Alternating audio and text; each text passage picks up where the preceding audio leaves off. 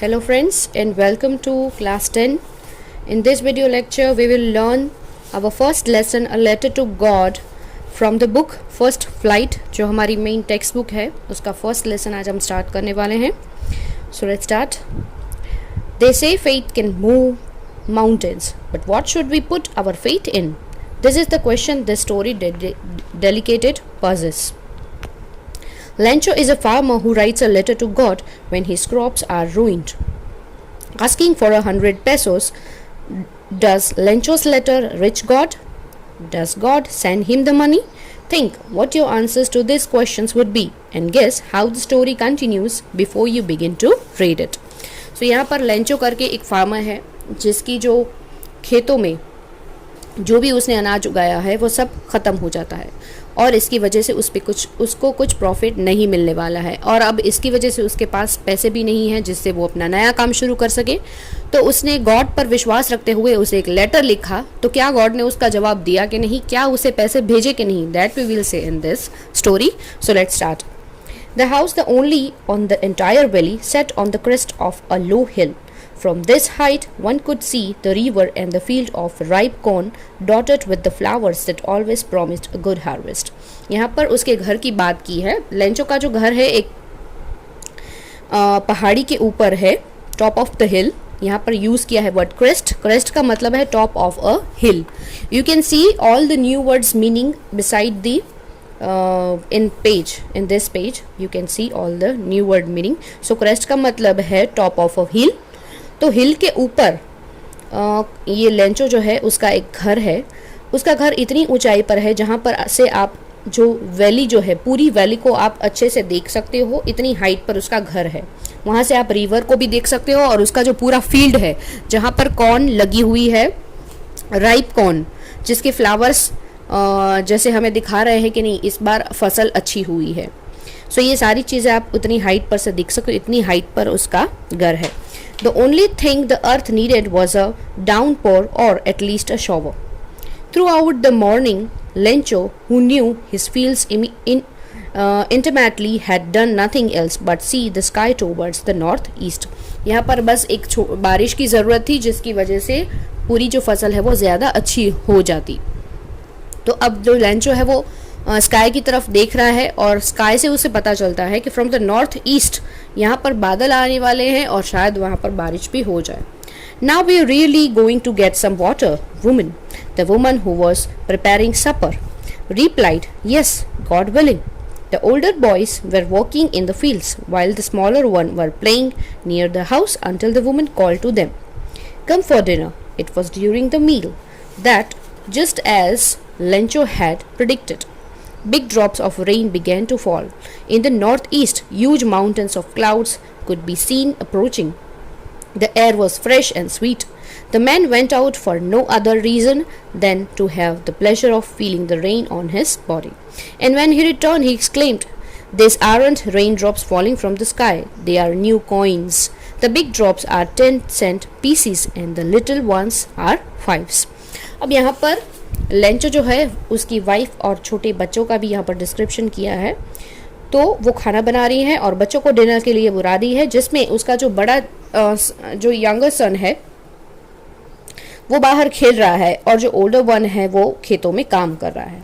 अब यहाँ पर जैसे ही लेंचो खड़ा खड़ा वहाँ पर ये सब जो पूरा एटमॉस्फेयर है उसे देख रहा है, तब उस वहाँ पर बारिश की शुरुआत हो जाती है. ठीक है, तो यहाँ पर word in the north east, huge mountains of clouds could be seen. बड़े बड़े बादल दिख रहे हैं जिससे पता चल रहा है कि बारिश होने ही वाली है. And suddenly some few drops, कुछ बूंदें उस पर गिरने लगती है धीरे धीरे. तो यहाँ पर बारिश शुरू हो जाती है और बड़ी बड़ी बूंदों को लेंचो जो है वो क्या बोल रहा है कि ये कोई ड्रॉप्स नहीं है, ये रेन की ड्रॉप्स नहीं है, पर ये क्या है, न्यू कॉइन्स है. उसको वो पैसों के साथ, कॉइन्स के साथ कंपेयर कर रहा है. क्यों? थ्रू दिस रेन उसको पता है कि अगर अच्छी फसल होगी तो उसको अच्छे दाम मिलेंगे. तो वो जो बिग ड्रॉप्स यानी कि बड़ी बूंदे हैं उसको 10 सेंट पीसीस के साथ और छोटी बूंदों के 5 सेंट पीस के साथ उसे कंपेयर कर रहा है.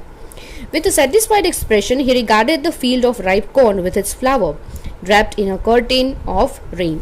But suddenly a strong wind began to blow, and along with the rain, very large hailstones began to fall. This truly did resemble new silver coins. The boys, exposing themselves to the rain, ran out to collect frozen pearls. अब यहाँ पर क्या होता है, rain drops की वजह से Lencho को बहुत ही सेटिस्फेक्शन पहले लग रहा था कि शायद इसकी वजह से ripe corn with its flower, ठीक है, तो यहाँ पर उसने यूज़ किया है वर्ड कि जिसकी वजह से उसे पता, हमें ये समझ में आ रहा है कि जो फील्ड में, जो खेत में जो फसल उगी है वो अच्छी है, बस उसे थोड़ी सी बारिश की ज़रूरत थी। पर अब क्या हो रहा है, सडनली ज़ोरों से पवन आ रही है और उसकी वजह से बारिश की जो अच्छी बूंदें थी, जो रेन ड्रॉप्स छोटे छोटे से थे, वो अब हेल स्टॉर्म में कन्वर्ट हो रहे हैं। तो हेल स्टॉर्म क्या है यहाँ पर, हेल स्टॉर्म यानी कि इतनी ज़ोरों की बारिश यहाँ पर आप देख लो कि जिसमें थोड़ी थोड़ी बर्फ़ भी साथ में है। तो इसको वो सिल्वर कॉइन के साथ कंपेयर कर रहे हैं और बच्चों को क्या लग रहा है, बच्चों को तो मज़ा आ रहा है इस चीज़ों को देखकर। तो they run out to collect the frozen pearls यानी कि जो बर्फ़ जमी हुई है और वो छोटी छोटी जो बर्फ़ की बूंदें हैं वो पर्ल्स, मोतियों की जैसी लग रही। तो बच्चे उसे कलेक्ट करने के लिए बाहर जा रहे हैं। पर ये चीज़ लेंचो के लिए डेंजरस है, क्योंकि इस तरह की बारिश जो है वो क्रॉप की जो फील्ड है, जो फसल है उसकी, उस फसल को पूरी तरह से ख़त्म कर सकता है। It's really getting bad now, explain the man. अब क्या कहा उसने, ये बहुत ही ख़राब बात है, ये बहुत ही बैड थिंग्स है। I hope it passes quickly. It did not pass quickly. For an hour the hail rained on the house, the garden, the hillside, the cornfield, on the whole valley. पूरी की पूरी valley, घर, garden, जो field था corn का, सभी जगह पर बारिश ही बारिश, यानी कि ये जो बर्फ़ की बूंदें थी वो सब वहाँ पर पूरे की पूरी वैली में जैसे ये फैल चुकी थी। The field was white as if covered with salt. इसकी वजह से पूरा जो खेत है वो जैसे वाइट कलर से कवर्ड हुआ था, मानो किसी ने उस पर उसको कवर कर दिया है सॉल्ट से, इतना वो सफ़ेद कलर का लग रहा था। Not a leaf remained on the trees. The corn was totally destroyed. The flowers were gone from the plants. Lencho's soul was filled with sadness. When the storm had passed, he stood in the middle of the field and said to his sons, "A flock of locusts would have left more than this. The hail has left more. Nothing. This year we will have no corn." अब यहाँ पर क्या हो रहा है, एक तो ये बारिश की वजह से सब कुछ ख़त्म हो गया था, और यहाँ पर अब बारिश की वजह से और हेल स्टॉर्म की वजह से एक सैडनेस की फीलिंग अब लेंचो के दिमाग में आ गई। क्यों? क्योंकि उसे पता था कि ये बारिश जो है वो पूरी फसल को उसने नुकसान पहुंचाया था। कॉल पर जो अच्छे अच्छे फ्लावर्स कॉर्न की खेतों में लगी थी वो सब अब ख़त्म होने लगी थी, और इसकी वजह से पूरा जो खेत है वो बर्बाद हो गया था। और इतना का क्या कम था कि अब लोकस्ट यानी कि insect which fly in big swarms and destroy crops, ऐसे इंसेक्ट्स जो पूरी क्रॉप को खा के ख़त्म कर देते हैं। तो क्या बारिश ये कम थी कि अब ये लोकस्ट भी यहाँ पर आके पूरी खेत को ख़त्म करने वाले हैं। अब यहाँ पर एक सैड फीलिंग्स के साथ लेंचो ने क्या कहा, this year we will have no corns. इस साल हमें ये कॉर्न नहीं मिलेगी, हमारी फसल नहीं होगी, और बहुत बड़ा उसे नुकसान हो रहा है। That night was a sorrowful one, और वो रात भी बहुत ही सॉरोफुल यानी कि दुख भरी थी। All our work for nothing. There's no one who can help us. We'll all go hungry this year. अब हमें कोई मदद नहीं कर सकता, हमारी जो सारी मेहनत थी वो पानी में चली गई, हमारी मेहनत का हमें कुछ नहीं मिला, अब कुछ नहीं बचा है, और अब हमें कोई भी हेल्प नहीं कर सकता है। We will all go hungry this year. और मुझे तो लग रहा है कि इस पूरे साल हमें भूखा रहना पड़ेगा। But in the heart of all who lived in this solitary house in the middle of the valley, there was a single hope, help from God. और जो सबके बीच में यहाँ पर यूज़ किया है, but in the heart of all, जो सबके दिलों में बसता है, जो सबके घरों में अकेलेपन में, house in the middle of the valley, ये वैली जो है उसके मिडल में ये हाउस है, इसमें जितने भी लोग रहे सबके दिलों में कोई एक ऐसा इंसान है जो बसता है, जिसके ऊपर होप, ये एक आशा की किरण जो है वो उसी पर अब निर्भर है, और वो कौन है, हेल्प फ्रॉम गॉड। अब भगवान के सिवा इनको कोई मदद नहीं कर सकता। Don't be so upset even though this seems like a total loss, remember no one dies of hunger. अब यहाँ पर कितनी भी निराशाएं हैं तो ये कहाँ, इतनी भी निराशाओं के बीच में इतनी जो फसल उसकी ख़राब हो गई है, उसे पता है कि अब कुछ नहीं होने वाला है, शायद उनको पूरा ईयर भूखा भी रहना पड़े, तो इतनी बड़ी निराशा है उनके पास, फिर भी एक आशा का किरण उसके दिमाग में अभी भी जिंदा है।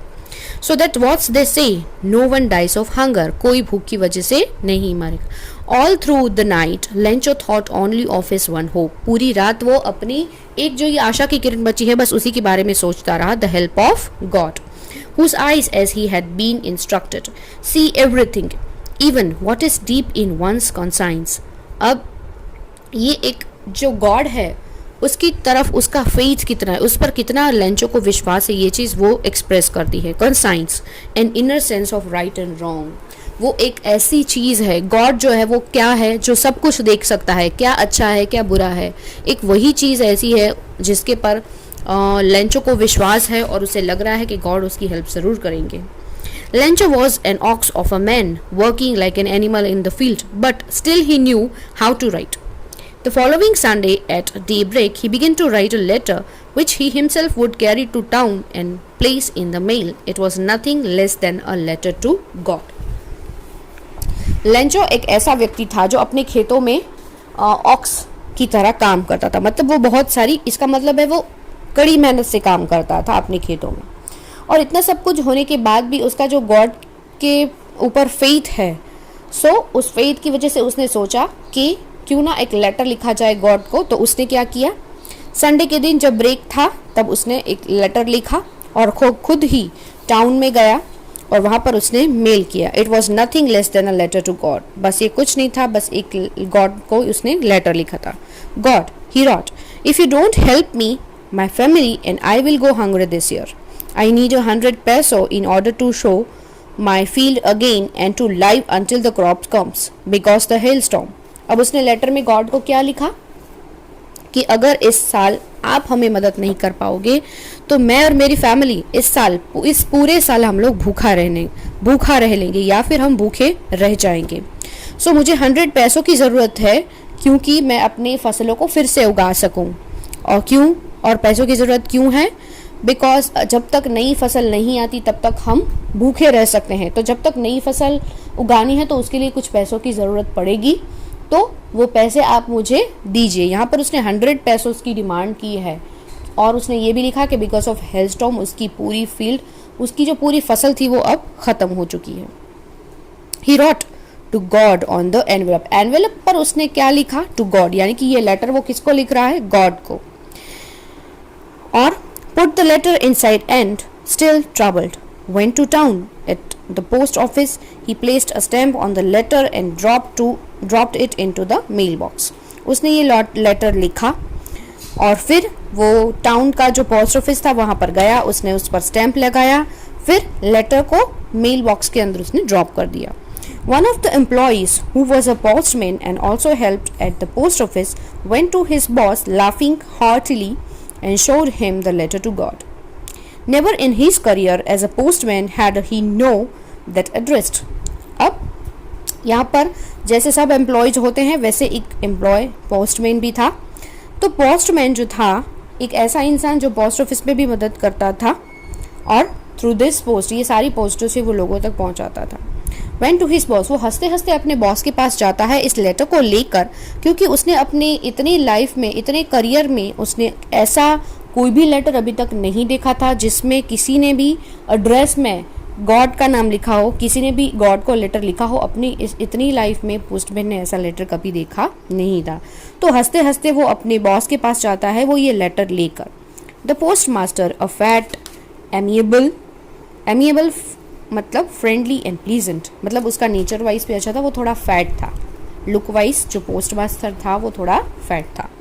Fellow also broke out laughing but almost immediately he turned serious and tapping the letter on his desk commented, what faith, I wish I had the faith of the man who wrote this letter, starting up a correspondence with God.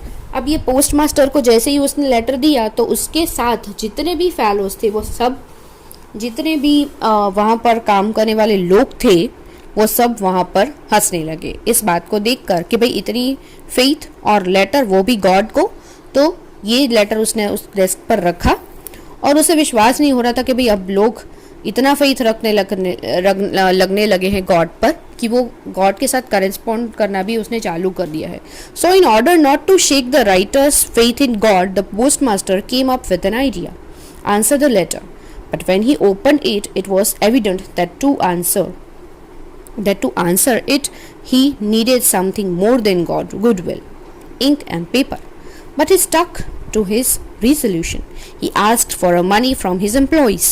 He himself gave part of his salary, and several friends of his were obliged to give something for an act of charity. अब यहाँ पर क्या किया, post master को लगा कि भाई किसी व्यक्ति ने इतने अच्छे से लेटर लिखा है, इसका मतलब इस लेटर के थ्रू इतना तो वो जान ही गए थे कि किसी को हेल्प की ज़रूरत है और किसी को इतना फेथ है गॉड के ऊपर कि वो उसे आंसर ज़रूर देंगे, वो उसकी मदद ज़रूर करेंगे.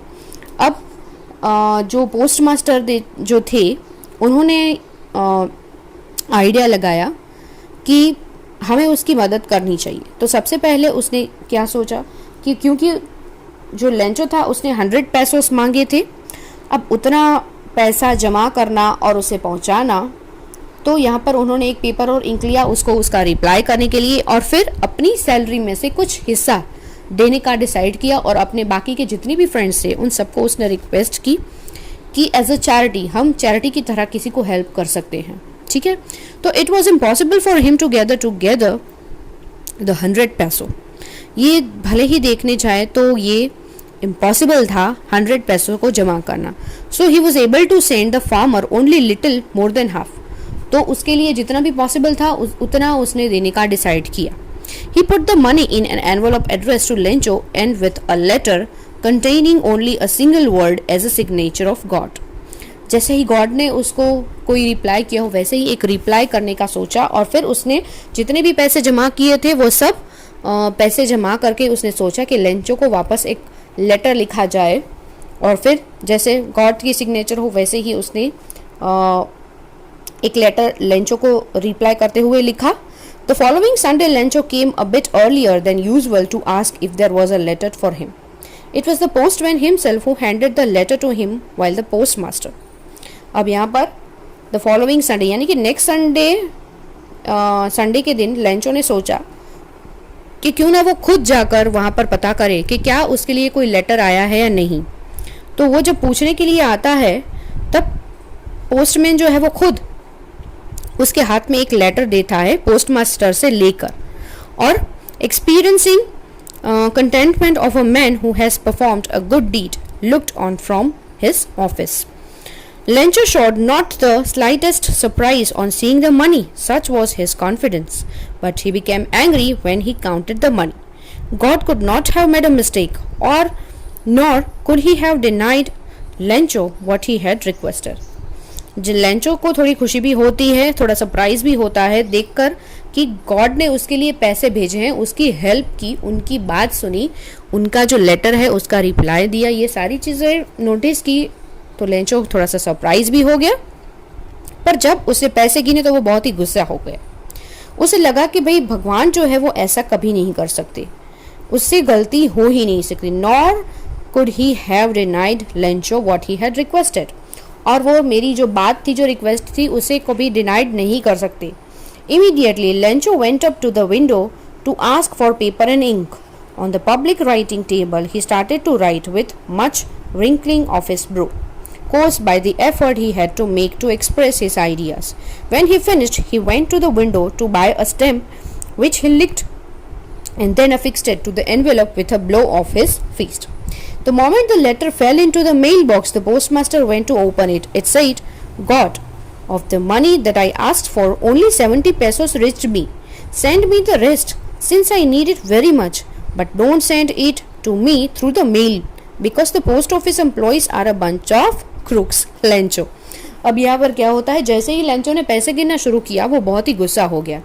70 पैसों को देखकर उसे लगा कि शायद भगवान से तो कोई मिस्टेक हो ही नहीं सकती, पर यहाँ पर जो पोस्ट ऑफिस में जो एम्प्लॉयज़ है वो ही शायद क्रिमिनल्स हैं. दे वर क्रुक्स, क्योंकि उन्होंने बाकी के पैसे चुरा लिए हैं या इसमें से ले लिए हैं. फिर से उस लेंचो ने सोचा कि मुझे फिर से लेटर लिखना चाहिए गॉड को. तो उसने वहाँ से पेपर लिया, पेन लिया और फिर वहाँ पर जो राइटिंग टेबल था उसके ऊपर बैठकर उसने वापस गॉड को एक लेटर लिखा। क्या लेटर में उसने लिखा कि आपने जो मुझे पैसे भेजे हैं वो मुझे मिल गए हैं, पर उसमें से मुझे सिर्फ 70 पेसोस मिले हैं, तो मुझे बाकी के भी पैसे आप भेज दो क्योंकि मुझे उसकी बहुत सख्त ज़रूरत है। पर हाँ, अब नेक्स्ट टाइम जब आप पैसे भेजो तो मुझे मेल के थ्रू मत भेजना। क्यों? क्योंकि ये जो पोस्ट ऑफिस के जितने भी एम्प्लॉय हैं दे वर बंच ऑफ क्रूक्स। वो क्रूक्स है, वो मेरे पैसे ले लेंगे, तो आप मुझे अलग तरीके से भेजना, थ्रू द मेल मत भेजना। लेंचो। और फिर एट द एंड उसने अपना नाम लिख लिया लेंचो। सो लेंचो को भगवान में तो बहुत ही विश्वास है, पर उसको ये लगा कि शायद पोस्ट ऑफिस के एम्प्लॉयज़ ने ही किसी ने उसके आधे पैसे चुरा लिए हैं, क्योंकि वो नहीं जानता था कि गॉड ने उसे किस तरह से हेल्प की है थ्रू दी एम्प्लॉयज़, जो पोस्ट मास्टर था, थ्रू दिस, और उसके एम्प्लॉयज़ फ्रेंड्स जिससे भी उसने पैसे इकट्ठा किए थे, वो खुद ही जैसे गॉड का एक माध्यम, एक मीडियम बनकर उसने उनकी हेल्प की थी। ये लेंचो खुद नहीं जानता था। तो here we are end our lesson number 1. I hope you understand it well. Thank you.